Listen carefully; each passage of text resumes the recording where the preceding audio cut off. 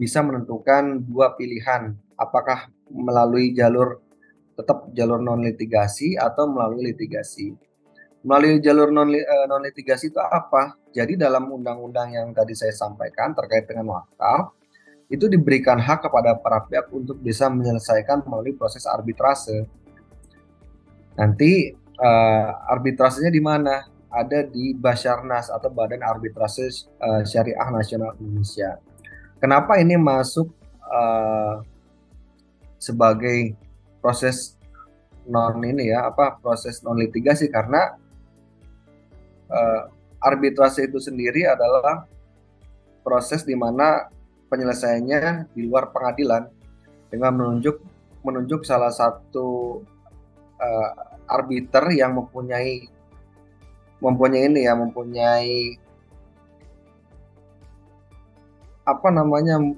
keahlian di bidangnya masing-masing yang bisa kita tunjuk untuk membantu menyelesaikan proses atau sengketa yang terjadi terkait dengan wakaf.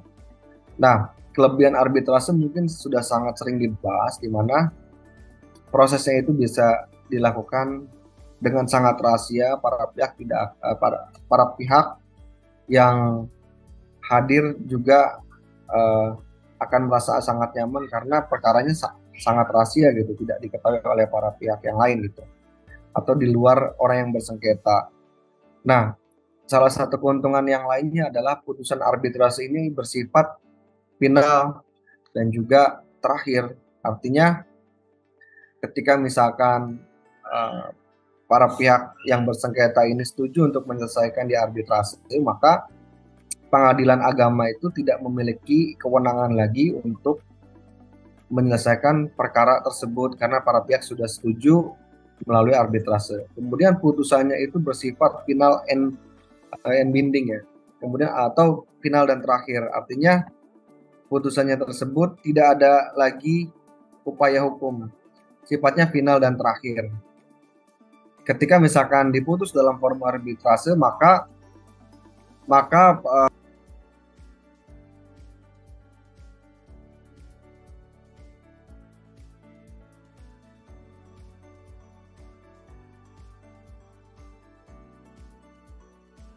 mohon maaf ya, ada gangguan dari luar.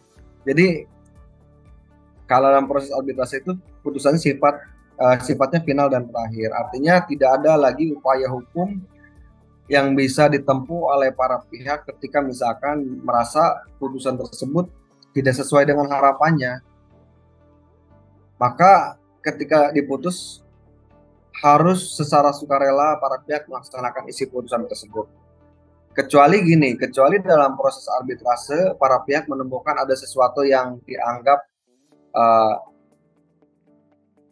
ada tipu muslihat, ada persekongkolan, ada keterangan palsu atau dokumen palsu dalam proses, maka para pihak bisa mengajukan pembatalan terhadap putusan arbitrase tersebut. Itu salah satu keuntungan dan juga kelebihan dari arbitrase. Nah, para pihak juga bisa sepakat gitu ya untuk menyelesaikan permasalahan tersebut tidak melalui arbitrase tapi melalui proses jalur litigasi, yaitu melalui pengadilan. Nah, dalam proses pengadilan itu akan ditempuh melalui pengadilan agama karena sesuai dengan konteksnya.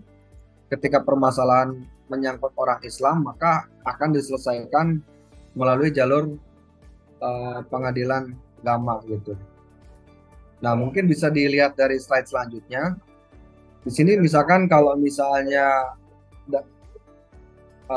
penyelesaiannya itu dilakukan di pengadilan agama, maka yang berlaku adalah proses hukum acara perdata yang juga berlaku di lingkungan peradilan umum.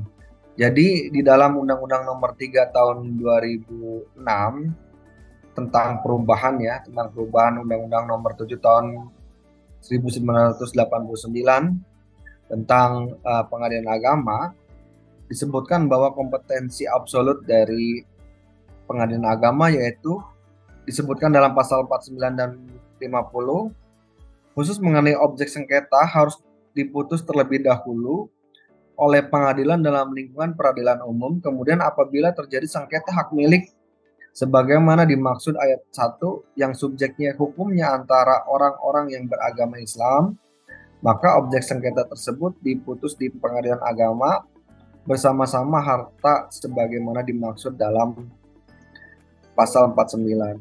Kalau misalkan permasalahan hukum terkait dengan status harta wakaf itu adalah terkait dengan waris, maka harus diselesaikan lebih dahulu sengketa terkait dengan wakafnya, bisa di pengadilan agama kalau misalkan itu terkait dengan wakafnya, atau terkait dengan status mengenai kepemilikan tanah, ada pihak lain yang mengklaim, itu bisa dilakukan di pengadilan negeri sebenarnya.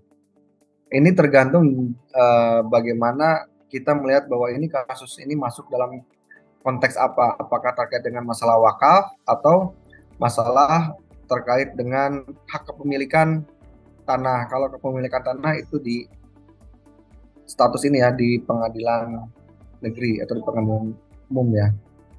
Nah, jadi jangan sampai salah ini ya, salah memproses, karena akan mengakibatkan berlarut-larut. Karena apa? Karena yang harus diselesaikan adalah masalah wakaf dulu, baru kemudian warisnya.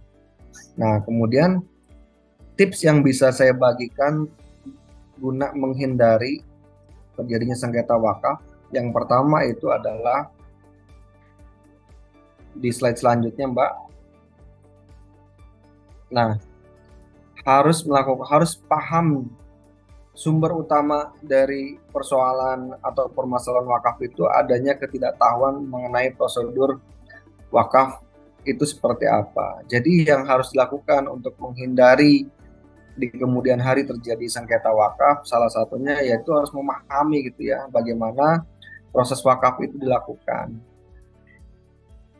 Kalau saya unduh dari Badan Wakaf Indonesia, bagaimana prosesnya. Yang pertama yaitu melalui KUA, nanti KUA akan ini ya, atau wakif ini akan memberikan kuasa atau akan melakukan ikrar ya di depan pejabat pembuat akta ikrar wakaf di KUA. Nanti KUA akan menerbitkan AIW ya, dan juga surat pengesahan nazir, lalu nanti akan diproses ke Badan Wakaf Indonesia serta ke BPN untuk diproses selanjutnya. Nah, beberapa syarat yang harus diketahui yaitu kejelasan mengenai sertifikat hak atas tanah itu seperti apa, atau surat-surat lainnya gitu ya. Misalnya surat pemindahan atau surat keterangan warisan juga itu diperlukan. Lalu surat wakaf, ada surat keterangan dari lurah setempat. Jadi ada beberapa syarat-syarat yang memang harus dipenuhi dalam proses wakaf tersebut. Syarat ini menjadi sangat penting dan krusial banget gitu ya, guna menghindari di kemudian hari terjadi sengketa wakaf. Kalau semua proses dan prosedur serta syarat dipenuhi, maka potensi untuk terjadinya konflik atau sengketa terkait dengan harta wakaf itu akan semakin kecil. Di slide selanjutnya, Mbak.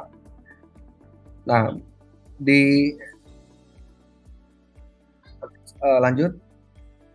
Jadi dalam prosedur mewakafkan tanah itu, para pihak atau keluarga itu sebenarnya harus bermusyawarah terlebih dahulu ya, terkait dengan harta atau tanah atau hal lainnya yang akan diwakafkan itu seperti apa. Tanpa persetujuan mungkin gini ya, di antara keluarga itu ada yang tidak setuju, maka kalau ketika tidak ada yang setuju maka harus diselesaikan lebih dahulu.